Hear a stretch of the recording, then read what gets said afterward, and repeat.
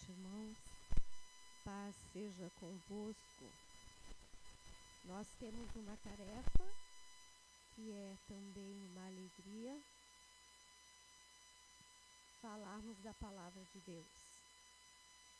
E eu convido você de casa, que está participando conosco, se você puder, pegue sua Bíblia e nos acompanhe nas leituras, para que todos tenhamos um aproveitamento melhor, né? Vamos fazer o nosso melhor por aquele que fez tudo por nós, né? Nós queremos ler no livro de Apocalipse, capítulo 1, versículo 19.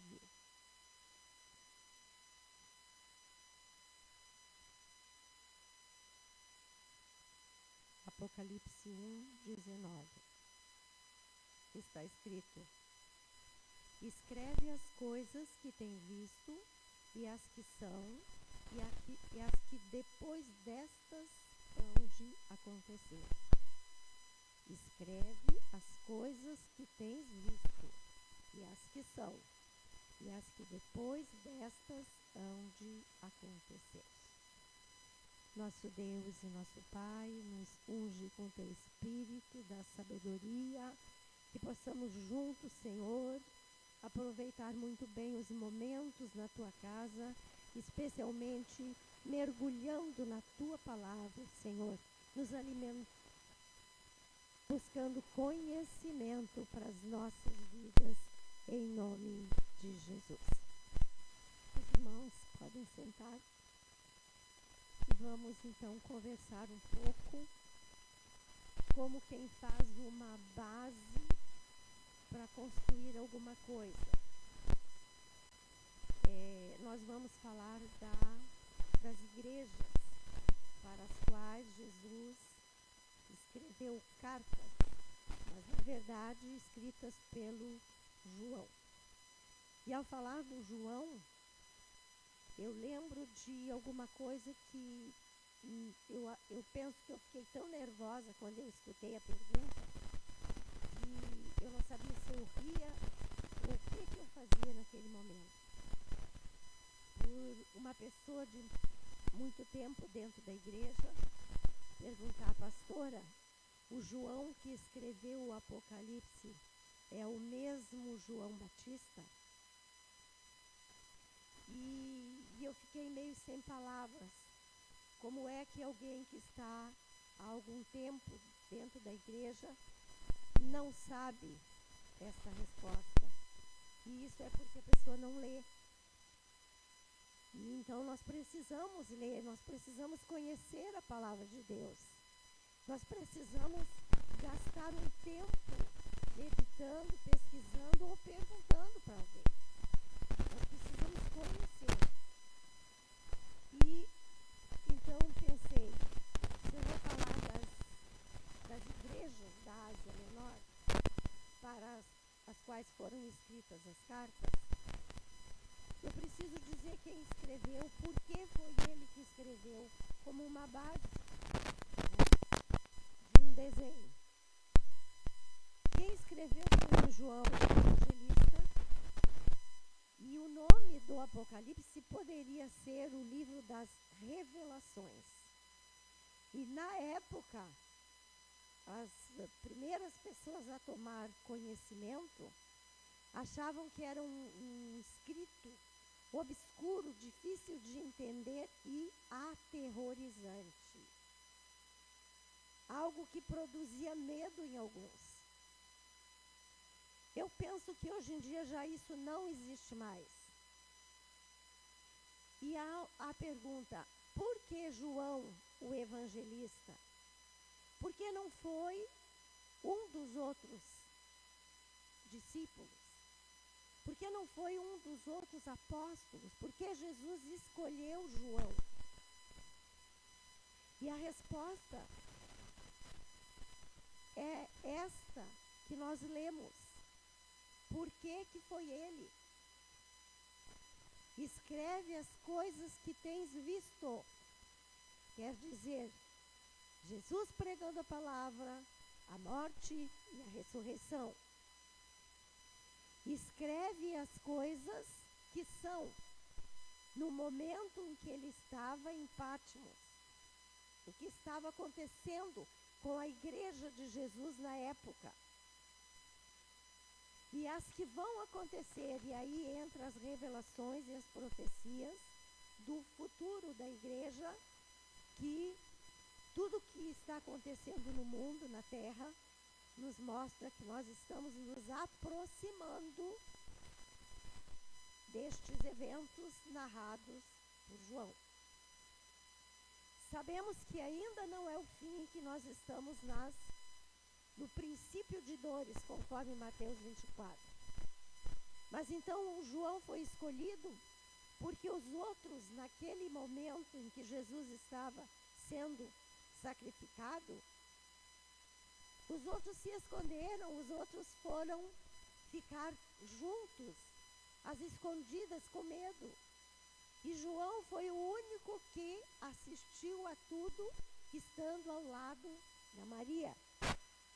Aí nós lembramos que Jesus lá na cruz disse: mulher, eis aí o teu filho, filho, eis aí tua mãe. Então, colocando João para substituí-lo como filho e dando a João uma mãe, alguém que o assistisse, porque ele vivia muito junto com Jesus e agora ele tinha ficado sozinho. Então, por esse motivo, foi João. Viu antes, viu no momento e previu. Então, a partir disso, onde é que o João estava? Nós ouvimos muito falar. João estava na ilha de Patmos. Por que que ele estava naquela ilha? Porque o imperador romano da época, Domiciano, perseguia o início da igreja cristã. E esse Domiciano exilou, mandou para o exílio, para morrer nesta ilha. Essa ilha no Mar Egeu, não sei se alguém já leu ou ouviu falar, na Turquia. Lá na ilha, segundo os historiadores, tinha uma mina de onde se tiravam pedras que os romanos usavam para suas construções, para suas decorações. E os homens que eram exilados nessa ilha saíam mortos por causa da poeira dessa pedra que os infectava e eles morriam. Então, todos os prisioneiros romanos da época eram enviados para lá para morrer nessa ilha. E o Domiciano, perseguindo João e perseguindo os cristãos da época, mandou João para essa ilha para morrer. Só que o que ele não sabia é que o Senhor tinha um outro plano e permitiu João ir para a ilha. Lá nessa ilha, João habitou uma caverna, e lá nessa caverna, olhando para o mar, o Senhor começou a falar com ele das coisas que viriam a acontecer. Patmos quer dizer mortal, né? Era um lugar destinado realmente à morte.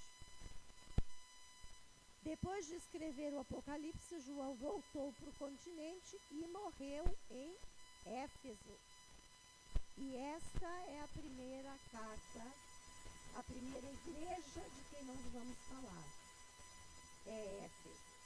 Tá? No Apocalipse 1:13, agora vamos explicar umas coisas para a gente entender daqui para frente, né? Apocalipse 1:13 está escrito: e no meio dos 7 castiçais, um semelhante ao filho do homem, vestido até os pés de uma veste comprida e cingido pelo peito com um cinto de ouro. Estava falando de Jesus. Semelhante ao filho do homem. Estes 7 castiçais, o que eles significam? Segundo os historiadores, ficam as 7 igrejas da Ásia Menor. No Apocalipse 1,16, fala de 7 estrelas. Apocalipse 1,16. As 7 estrelas são os 7 anjos que foram destinados a governar a igreja em 7 períodos diferentes. Éfeso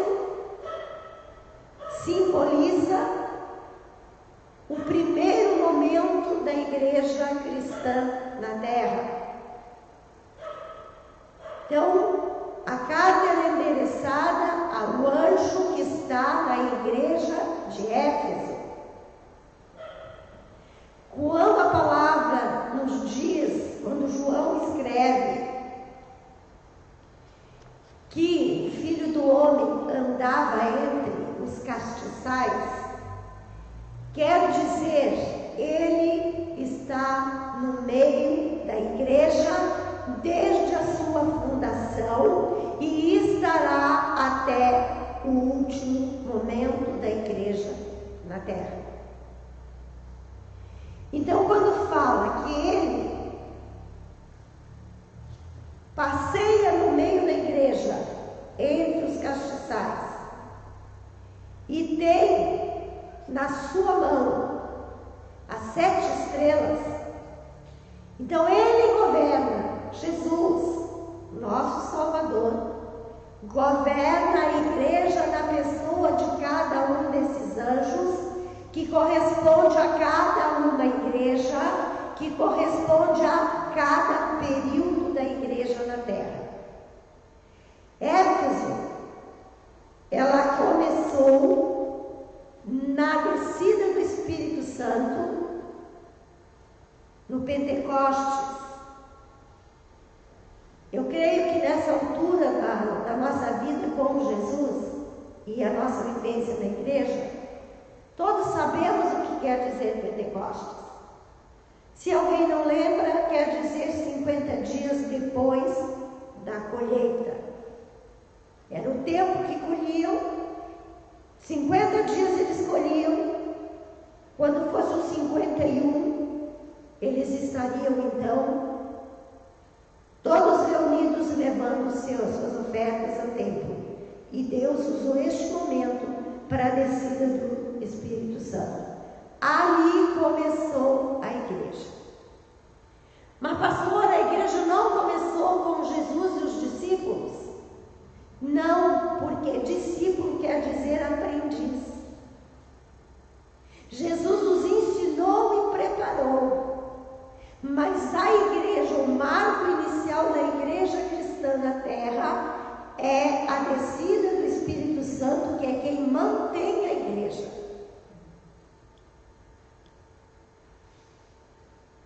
Então ela começa, e esse é o primeiro período histórico da igreja.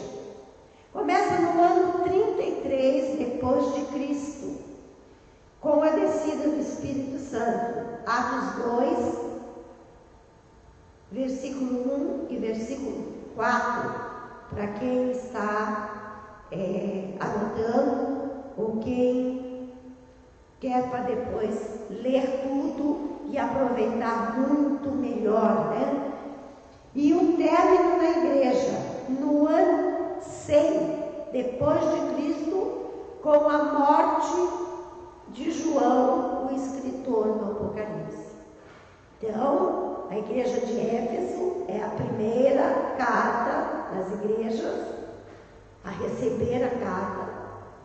Começa no Pentecostes, no ano 33. Vamos ver, irmãos, Jesus morreu com 33 anos. E em seguida começou a igreja. Então, o início da igreja é no ano 33 depois de Cristo. E termina no ano 100 depois de Cristo com a morte de João. Agora, o que o João escreveu para a igreja de Éfeso? Partindo daquilo que nós já falamos, que o imperador Domiciano, perseguindo a igreja cristã, perseguindo os seguidores da doutrina nova para eles, o povo estava desistindo, o povo estava enfraquecendo, o povo tinha medo. Então, o trabalho dos discípulos, dos apóstolos, diferença entre discípulo e apóstolo: o discípulo é aquele que aprende, o apóstolo era o que já estava preparado e foi enviado. Tá? Então, o próprio Jesus fez essa diferença. Jesus então estava preocupado com a situação do que estava acontecendo com a igreja nesse primeiro período. A igreja era frágil, era pequena, era imatura e precisava de algo que a fizesse lembrar de tudo que Jesus tinha pregado e que lhe desse forças para resistir este período. E aqui entre parênteses dizer para os irmãos que esse não foi pior, apesar de todas as coisas que aconteceram. E ele começa a prevenir então a igreja de Éfeso a respeito da apostasia, da negação da fé por medo e por perseguição. Então muitos renunciavam e abandonavam e negavam a fé para salvar as suas vidas. Eles toleravam falsos profetas, falsos apóstolos e mestres, e estes se enfiavam lá no meio da igreja e eles enfraqueciam a autoridade da igreja e ordenavam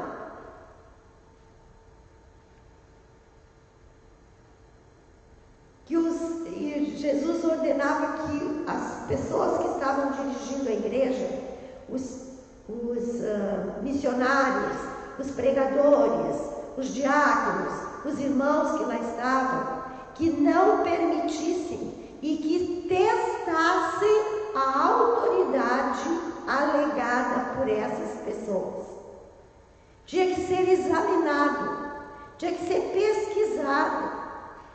Hoje em dia a gente diz: pelos frutos se conhece a árvore. Mas o povo, a igreja da época, eles ainda não tinham sabedoria, eles ainda não tinham unção, eles ainda não tinham conhecimento. E vamos lembrar que eles só tinham, na época, Velho Testamento, eles não tinham o que hoje nós temos nas mãos. Tudo escrito maravilhoso, colorido, grifado, em várias línguas. Eles não tinham isso. Então eles tinham que viver com aquilo que eles ouviram e com cartas, epístolas que existiam separadas, não havia um livro para que se seguisse. Eles precisavam se segurar naquilo que eles tinham. E o Senhor se preocupou com a igreja em Éfeso e fez com que João então escrevesse. Em Apocalipse 2:4, vamos ler ali.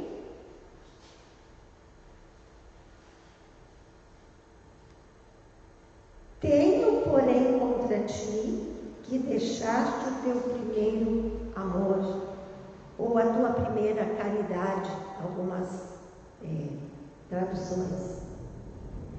Então o Senhor estava cobrando deles. Vocês estão se afastando daquilo que foi anunciado. Vocês estão virando as costas para aquilo que é o certo. Precisam ter coragem. Precisam testar as pessoas que se infiltram no meio do povo cristão, imaturo. estão mentindo, estão destruindo uma igreja que está dando seus primeiros passos. Então ele disse: vocês deixaram o primeiro amor. E aqui ele está se referindo aos primeiros convertidos, porque quando eles conheceram a doutrina, a palavra, a pregação, as cartas, eles se maravilhavam e ficavam animados, se sentiam fortalecidos. Mas na medida em que apareciam falsas autoridades, falsos obreiros, eles começaram a murchar, a fé começou a cair. E o Senhor não podia deixar isso acontecer, senão a igreja não chegaria em nós. Então, ele chama a atenção para isso. Quando vocês se converteram, vocês tinham um profundo amor, uma admiração, uma dedicação a Cristo e a sua palavra. Mas vocês estão virando as costas para isso. E aí ele faz uma advertência. E essa advertência feita lá para a igreja de Éfeso nos alcança. Porque, em outras palavras, o que ele está dizendo? Conhecer a palavra, obedecer a alguns mandamentos e ir nos cultos da igreja não basta. Tem que amar a igreja e amar a Cristo. Tem que respeitar. Tem que testar aqueles que estão dizendo: eu sou isso, eu sou aquilo. Até porque quando alguém é alguma coisa significante para Jesus, ele próprio, concorda, pastor? Ele próprio faz com que isso seja conhecido.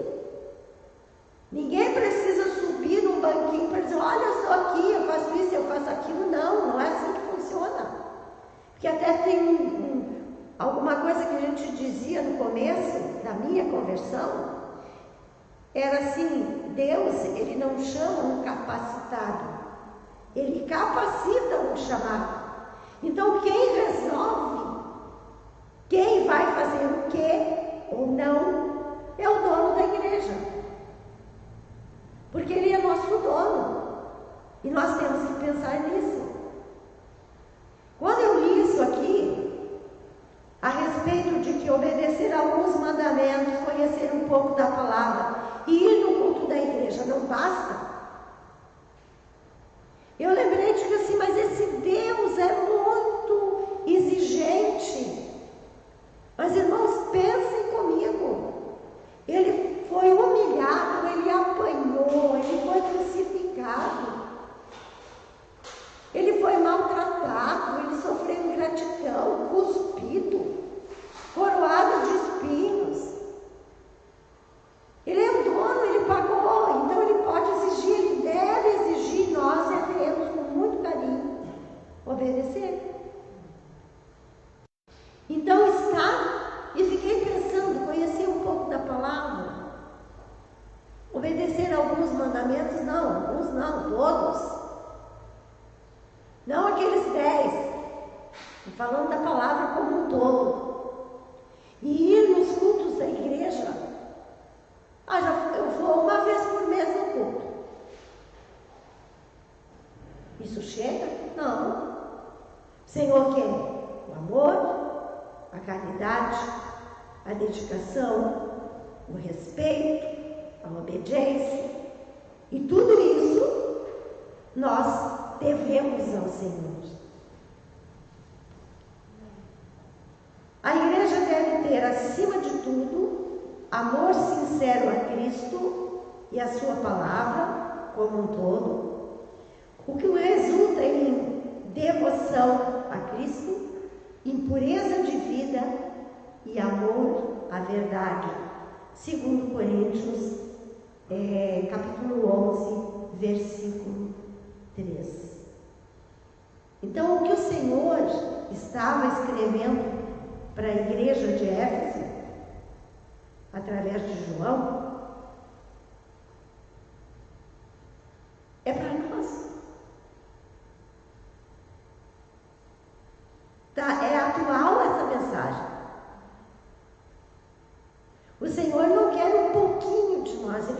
tudo.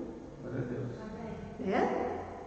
Então, conhecer a palavra, obedecer a alguma coisa, ir no culto da igreja, alguns cultos, não basta. Porque diante do que Ele fez por nós, isso é nada, irmãos. Isso é nada.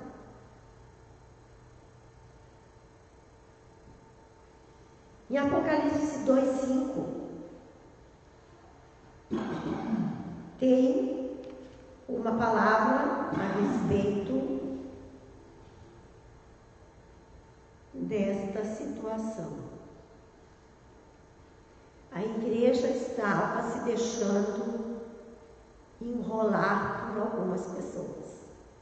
Estava se deixando envolver, sendo influenciada a fazer coisas erradas, porque algumas pessoas estavam lá e a liderança na época, o povo da época, não estava sendo vigilante o suficiente. E Apocalipse 2:5 diz: lembra-te, pois, de onde caíste, arrepende-te e pratica as primeiras obras. Quando não, brevemente a ti virei e tirarei do seu lugar o teu castiçal, se não te arrependeres. Lembram que falamos do castiçal antes? 7 estrelas, 7 anjos, um de cada igreja. 7 castiçal, um castiçal, significando cada uma daquelas 7 igrejas. Só que para nós, na verdade, 7 períodos da igreja na terra, desde o seu começo até quando o Senhor voltar. E aqui a ameaça é de que esse período da igreja, se não se arrepende, se não se volta para Deus, se não obedece, se não volta ao seu primeiro entusiasmo, ao seu primeiro amor, ao seu primeiro respeito, então não serve. O Senhor quer que a gente seja melhor do que o que estamos sendo. Então nós precisamos mudar e precisamos melhorar todos os dias. No Apocalipse 2:6, aí o Senhor reconhece aquilo de bom que estava sendo feito pelos cristãos da igreja de Éfeso. Tens, porém, isto, que aborreces as obras dos nicolaítas, as quais eu também aborreço. Quem são os tais nicolaítas?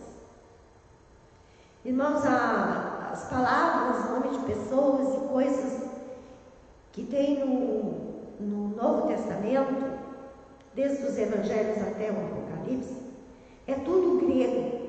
Então, quando tem uma palavra assim, você quer pesquisar, quer saber o que significa, hoje em dia a gente tem na mão, o Google para perguntar. Então, esse nicolaíta são duas palavras gregas juntas que fazem este nome. Era Nikon, com K, de vencedor, de alguém que se destaca, alguém que tem algum poder sobre os demais. E a segunda parte, laikato, quer dizer o povo simples, o povo humilde, o povo sem informação. Então, quem eram esses nicolaítas? Eles eram pessoas que, por um motivo ou outro, que não descreve aqui, eles se destacavam.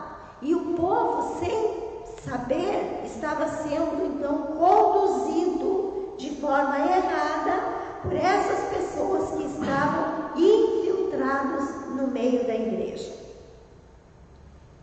No nosso tempo também tem, irmãos. Né? Ah, só isso aqui, mas isso aqui não faz mal para ninguém. Mas só isso aqui, isso não ofende a Deus. E Deus é bom, não vai te castigar por isso. E aí as pessoas vão minando. Enquanto o pastor está pregando, está ensinando, está orando, está jejuando, está explicando. Aí vem um, que é igual o joio no meio do trigo, e vai tentando derrubar. E o que essas pessoinhas faziam naquele tempo? Eles levaram costumes mundanos para dentro da igreja. Então eles diziam que Deus não se importava com a poligamia, que Deus não se importava e não ia castigar nem tirar a salvação deles por a imoralidade, a sexualidade errada diante da Bíblia. Então eles influenciavam as pessoas a errar. E como as pessoas não tinham informação ainda porque estavam começando, era fácil de derrubar. Mas o Senhor usou o João para dizer para eles: não se deixe influenciar. Porque o que eles são mentirosos. E eles estão influenciando a igreja a se perder. Eles precisam ser evitados. Agora, assim como o joio, que nós não podemos tirar do meio do trigo, no tempo dos nicolaítas, também não dava para fazer essa separação. Então as pessoas tinham que aprender a se defender, como hoje nós precisamos aprender a nos defender das coisas erradas, porque Satanás usa pessoas, porque ele precisa de um corpo, ele precisa de uma voz, e ele usa pessoas para vir tentar tirar o povo cristão daquilo que o Senhor instituiu como que é o correto. E a mentira, porque no Novo Testamento declara que quem faz essas coisas, poligamia, imoralidade, mentira, isso não entra no céu. Estes não vão entrar. Então eles mentiam para as pessoas. Apocalipse 2:7. Quem tem ouvidos, ouça o que o Espírito diz às igrejas. Ao que vencer, darei de comer da árvore da vida que está no meio do paraíso de Deus. Vencedor é aquele que, mediante a graça de Deus recebida através da fé em Cristo, experimentou um novo nascimento, mudou. E o Senhor está dizendo: ao que vencer. Precisamos permanecer constante na vitória que o Senhor nos deu sobre o pecado, sobre o mundo e sobre Satanás.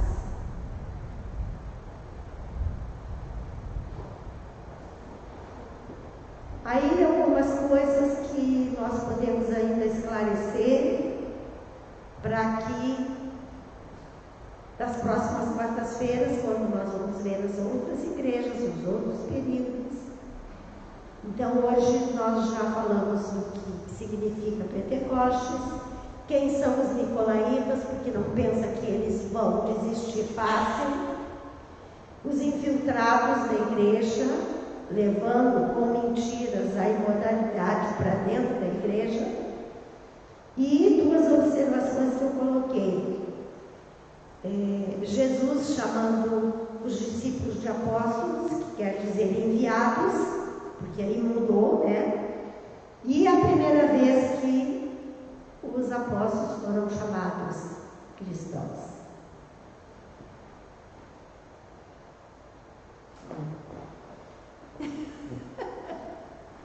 Então por hoje era isso, pastor. Graças a Deus por esse momento. Muito obrigado pela oportunidade, que o Senhor nos abençoe e dê condições de fazer cada vez melhor. Amém, obrigado, pastor. Eu vou ter que sentar aqui, né? Está mais ou menos na altura. Ficou boa a altura? Então, tá bom, tá bom. Obrigado, pastora Cici, pelo estudo de hoje. Temos ainda mais 6 quartas-feiras. Dá para levantar um pouquinho? Mais 6 quartas-feiras. Cortou? Tá bom? Mais 6 quartas-feiras falando sobre as igrejas do Apocalipse. Eu estava ali sentado pensando sobre aquela questão, né? De dia da volta de Jesus, será que é nos dias de Noé? Penso, né? Eu olho isso como se fosse Jesus e como se nós voltássemos a regredir. Depois, uma hora, vamos conversar sobre isso, pastor, ver se não é bobagem da minha cabeça. Mas eu estou com uma linha de raciocínio sobre essa questão aí, bem interessante mesmo. Amém? Vamos voltar para a nossa casa. Obrigado você que esteve aqui presencialmente com a gente, você que esteve online com a gente. Vamos voltar para a nossa casa. E amanhã, 12h01, a gente está aqui de novo com a nossa live, tá bom? Pai, eu te agradeço por esse tempo. Abençoa a vida de cada um dos teus filhos que estiveram aqui conosco nessa noite. Obrigado pela tua palavra, pela tua verdade. Que possamos crescer em graça e em conhecimento, Pai. Possamos ser edificados, Deus, através da tua palavra e da tua verdade. Nos guarda, Senhor, na volta para a nossa casa e nos dá uma noite abençoada de sono, que eu te peço em nome de Jesus, e que a graça de nosso Senhor e Salvador Jesus Cristo, o amor de Deus Pai e a comunhão consoladora do Espírito Santo seja sobre a vida e lar de cada um de nós, hoje e sempre, em nome de Jesus. Amém e amém. Deus abençoe você e até amanhã, 12h01.